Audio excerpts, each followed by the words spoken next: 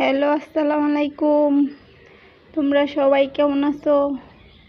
যেই গরম পড়ছে, কিছু খাওয়া দাওয়া মজা লাগে না। কি করব? দেখো আজকে আমি কি খাবো। বুটবুটে দিয়া পাঙ্গাস মাছের মাথা লেজ এগুলো রান্না করছি।